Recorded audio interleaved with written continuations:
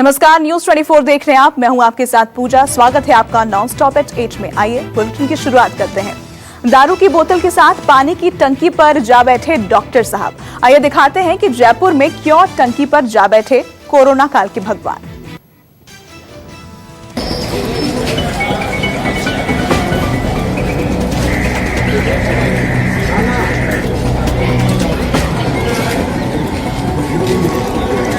जयपुर में अचानक अफरा तफरी मच गई। लोगों की भीड़ एक टंकी को चारों तरफ से घेर कर खड़ी हो गई।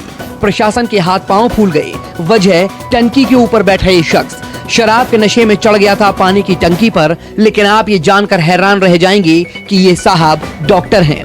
कोरोना की ड्यूटी से छूटने के बाद जैसे क्वारंटीन होने सीधे टंकी पर चले गए डॉक्टर साहब।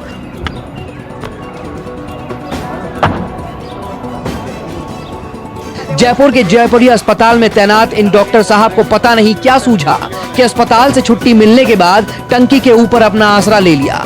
लॉकडाउन के चलते डॉक्टर साहब को शराब नहीं मिल रही थी। शराब की दुकान खुलते ही डॉक्टर साहब ने बोतल ली और पानी की टंकी को अपना अड्डा बना लिया।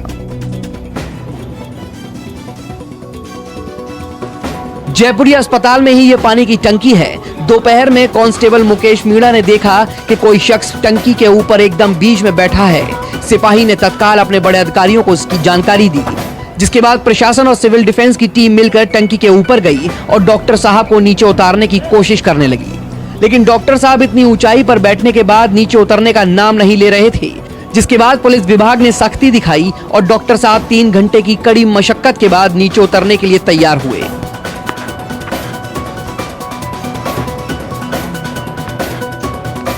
डॉक्टर का नाम रविंद्र सिंह बताया जा रहा है। ये रेजिडेंट डॉक्टर जयपुरी अस्पताल में तैनात हैं। 10 दिन पहले ही उनको कोरोना ड्यूटी के बाद छुट्टी दी गई थी, जिसके बाद अचानक क्या हुआ कि डॉक्टर साहब टंकी के ऊपर बोतल के साथ बैठ गए। हालांकि अभी तक सही वजह का पता नहीं चला है। पुलिस डॉक्टर साहब को पानी की टंकी से उतारकर थाने ले गई और पूछताछ शुरू की, लेकिन नशे में चूर डॉक्टर साहब कुछ भी बताने की हालत में नहीं थे। अब होश में आने के बाद डॉक्टर साहब क्या बताते हैं, इस पर सभी की नजरें टिकी हुई हैं। इन दिनों अगर किसी पर दोहरी मार पड़ी है तो वो है किसान। एक तरफ किसान लॉकडाउन से परेशान ही थे कि बेमौसम बरसात ने किसानों की मुसीबत बढ़ा दी। गेहूं के साथ साथ आम के किसान भी काफी परेशान हैं।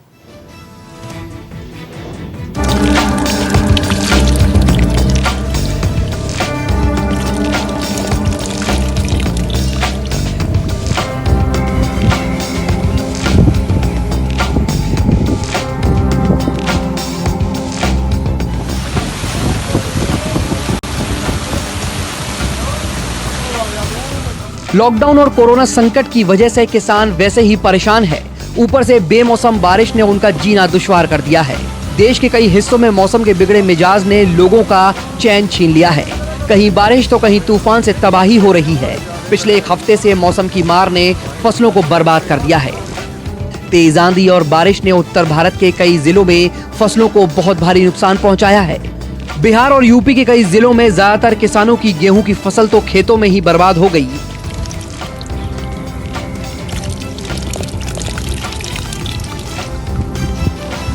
जो गेहूं कटकर खलियान में आ गए थे, बारिश ने उसे भी बर्बाद कर दिया।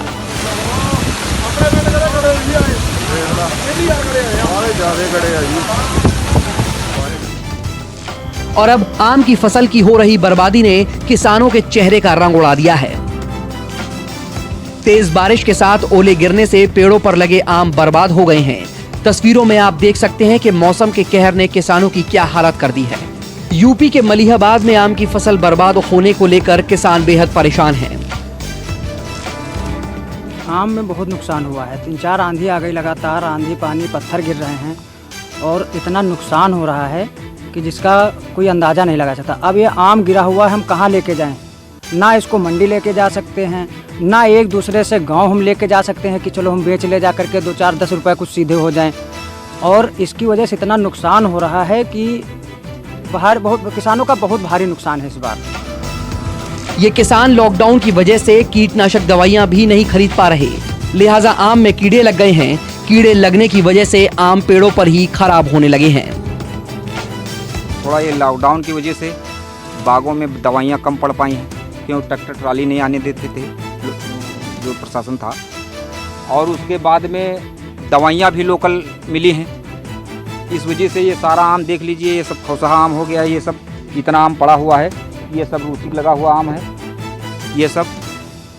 और लोकल दवाइयों से इसीलिए ना कीड़ा मरता है, ना रूसी मरती है, ना भुनगा मरता है। तो हम लोगों इसीलिए हम लोग बागवान जितने किसान भाई हैं सब लोग परेशान हैं। जो आम कीड़ों से बचे, उसके बाद मौसम ने ऐसी मार लगाई कि बचे हुए आम भी पेड़ से टूटकर नीचे गिर गए। आंधी, तेज बारिश, ऊपर से ओले, इन सब ने आम की फसल को बर्बाद कर दिया है। टूटे हुए आम को अगर किसान बाजार में बेचना भी चाहे तो उसे बेच नहीं पा रहे। लॉकडाउन में ट्रांसपोर्टेशन पर पाबंदी की वजह से टूटे हुए कच्चे आम बगीचे में ही खराब हो रहे हैं। किसानों का कहना है कि या तो ये आम जानवर खाएंगे या फिर बाग में ही सड़ जाएंगे। यानी कह सकते हैं कि एक तरफ कोरोना संकट और दूसरी तरफ मौसम, ऐसा लगता है कि जैसे दोनों ने सब कुछ तबाह करने की ठान ली है। Bureau report, news 24।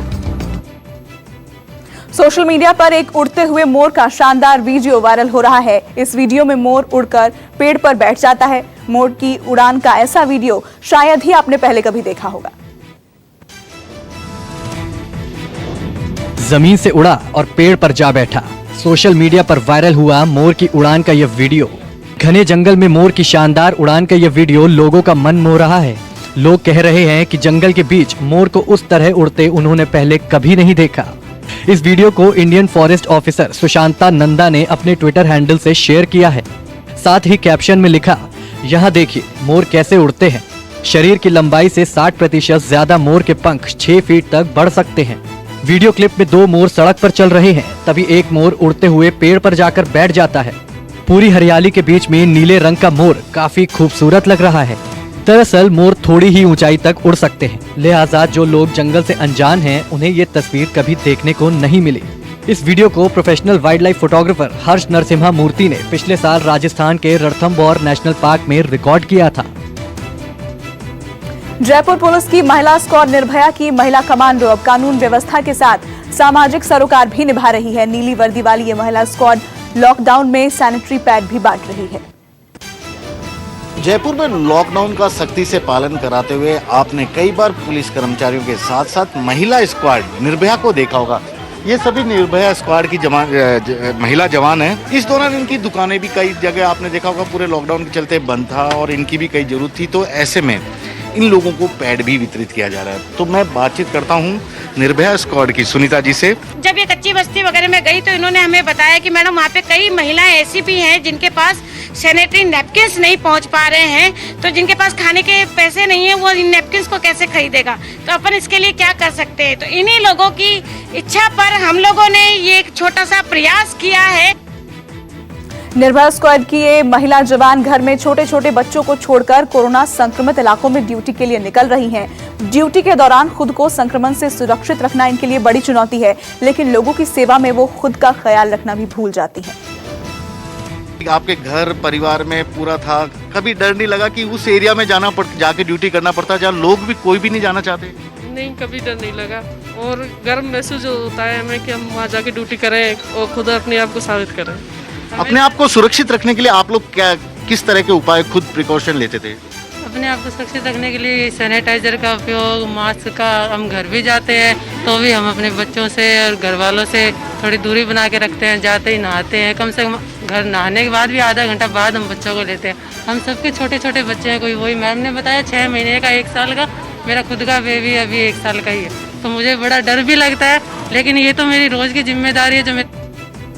और शराब की बिक्री को लेकर मुंबई में फिलहाल मनाही है। मुंबई महानगर पालिका कमिश्नर ने आदेश दिया है कि वाइन शॉप अभी नहीं खुलेंगे। उन्होंने कहा कि मुंबई में नॉन एसेंशियल यानी गैर जरूरी चीजों की दुकानें नहीं खोली जाएंगी। मुंबई समेत महाराष्ट्र में कोरोना पॉजिटिव के मामले लगातार तेजी से बढ़ रहे हैं। पिछले 24 घंटे की बात करें तो अकेले महाराष्ट्र में 841 कोरोना पॉजिटिव के नए मामले सामने आए हैं। वैसे मुंबई की अगर बात करें तो 635 नए मामले यहाँ पर सामने आए हैं, जो अपने आप में एक रिकॉर्ड बनता जा रहा है। और मुंबई की बात करें तो मुंबई अब 10,000 का आंकड़ा पार करने जा रही है। कोरोना पॉजिटिव के मरीजों की संख्या अब 10,000 के करीब पहुंच चुकी है। मुंबई महानगर पालिका के कमिश्नर ने एक आदेश जारी करते हुए कहा है कि मुंबई में नॉन एसेंशियल की जो दुकानें हैं वो दुकानें सभी बंद की जाएंगी। आपको पता ही होगा 2 दिन से मुंबई में शराब की बिक्री जारी थी। हर वाइन शॉप के बाहर काफी ज्यादा भीड़ देखने को मिलती थी। एक वाइन शॉप को मैं आपको दिखाना चाहता हूँ। अब इसी प्रकार से मुंबई के सभी वाइन शॉप के बाहर आपको ताले ही नजर आएंगे।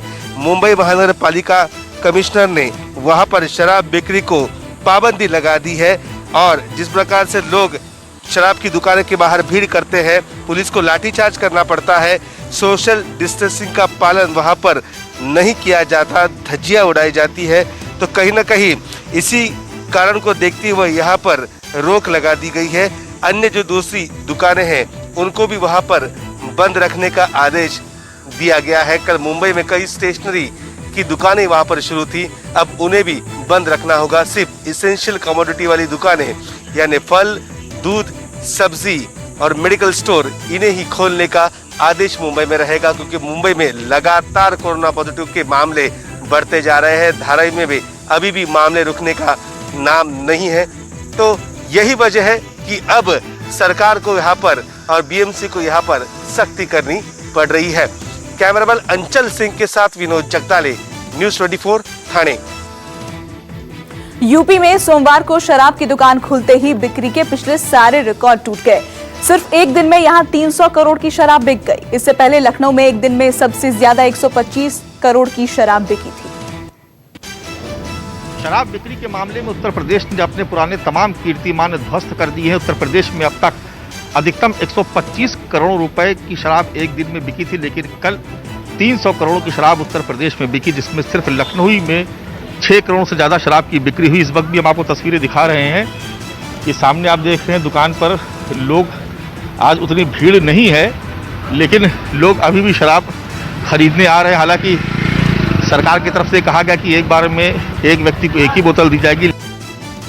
आंध्र प्रदेश के विशाखापट्टनम में शराब की दुकान खुलते ही खरीदारों की भारी भीड़ उमड़ पड़ी और सोशल डिस्टेंसिंग के नियमों की धज्जियां उड़ गई। हालांकि महिलाओं ने शराब की दुकानों को खोले जाने के विरोध में प्रदर्शन किया। महिलाओं ने कहा कि सब्जी बाजार सिर्फ 3 घंटे खुलते हैं, जबकि शराब की दुकान 7 घंटे। और दिल्ली के चंद्रनगर क्षेत्र में शराब की दुकान के बाहर लोगों की लंबी कतारें देखी गई। इसी बीच एक शख्स ने फूल बरसाकर शराब खरीदारों का स्वागत किया। फूल बरसाने वाले शख्स का कहना है कि शराब खरीदकर देश की अर्थव्यवस्था के रक्षा की जा रही है, क्योंकि फिलहाल सरकार के पास पैसा नहीं है और शराब खरीदार देश का खजाना भर रहे हैं। वहीं पाकिस्तान के दक्षिणी वजीरिस्तान में एक पश्तून नेता के जनाजे में हजारों की भीड़ जुट गई, जिससे सोशल डिस्टेंसिंग की धज्जियां उड़ गई। सोशल मीडिया पर भीड़ की ये तस्वीर वायरल हो रही है। लोग पूछ रहे हैं कि क्या ऐसे हारेगा कोरोना। जहां 2-4 को इजाजत नहीं, वहां एक साथ जमा हो गए कई हजार। जनाजे में उमड़ आई भीड़ बेशुमार। सोशल मीडिया पर वीडियो वायरल हो गया। सोशल डिस्टेंसिंग की धज्जियां उड़ाने वाली भीड़ की यह भयानक तस्वीर पाकिस्तान के दक्षिणी वजीरिस्तान की है, जहां सोमवार को वाना में पश्तून तहफूज आंदोलन के नेता आरिफ वजीर के जनाजे की नमाज में हजारों का हुजूम उमड़ पड़ा। जनाजे की नमाज के दौरान लोगों ने शारीरिक दूरी का जरा भी ख्याल नहीं रखा। कुछ लोग मास्क पहने थे, लेकिन अधिकांश लोगों ने इसे भी जरूरी नहीं समझा। तस्वीरों में साफ दिख रहा है कि पूरा मैदान लोगों से खचाखच भरा है।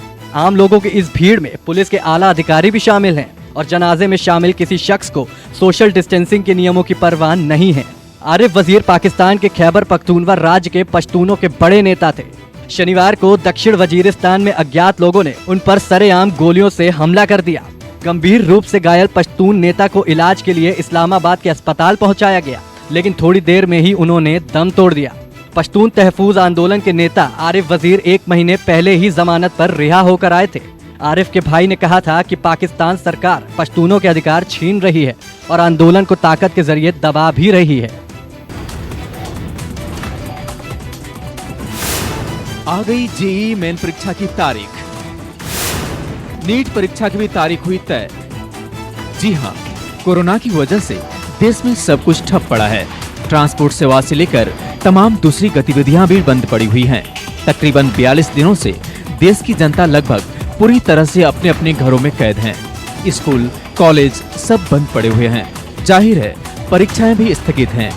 हालांकि जल्द ही अब केंद्र सरकार जरूरी परीक्षाएं करवाने जा रही है। मंगलवार को केंद्रीय मानव संसाधन विकास मंत्री रमेश पोखरियाल निशंक ने जेईई मेंस और नीट की परीक्षाओं की नई तारीखों का ऐलान किया। अब जेईई मेन परीक्षा 18 से 23 जुलाई के बीच आयोजित की जाएगी।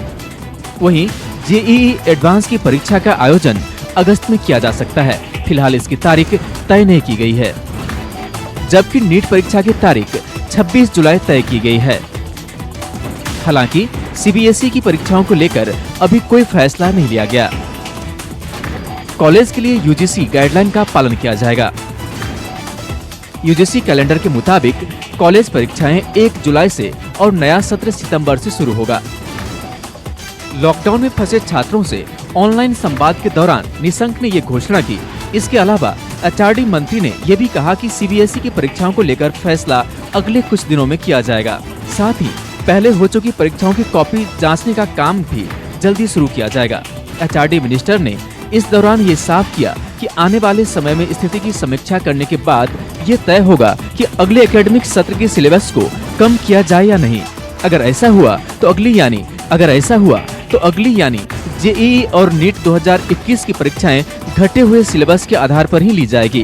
परीक्षार्थियों से कहा गया कि वो जेईई और नीट परीक्षा के लिए दीक्षा पोर्टल से तैयारियां करें।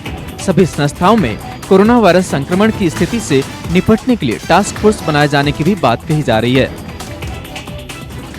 जो जेईई की जो हमारी परीक्षाएं हैं वो हमने तय किया है कि 19 जुलाई 2020 से 23 जुलाई 2020 तक ये जेईई की परीक्षाएं होंगी। लाखों छात्र जो 26 जुलाई को नीट की जो परीक्षा होगी उसके लिए मैं आपको शुभकामनाएं। बता दें कि जेईई मेंस यानी ज्वाइंट एंट्रेंस एग्जाम और नीट यानी नेशनल एलिजिबिलिटी एंट्रेंस टेस्ट का आयोजन देश भर के इंजीनियरिंग और मेडिकल कॉलेजों में प्रवेश के लिए होता है। देश भर में 16 लाख से अधिक छात्रों ने इस साल नीट के लिए रजिस्ट्रेशन कराया है। वहीं 9 लाख से अधिक छात्रों ने जेईई मेंस के लिए, जेईई मेंस को जेईई एडवांस के लिए क्वालिफाइंग परीक्षा माना जाता है। अमूमन अप्रैल में होने वाली जेईई परीक्षा इस बार कोरोना और लॉकडाउन की वजह से रद्द कर दी गई थी। कुंदन सिंह, दिल्ली, न्यूज़ 24।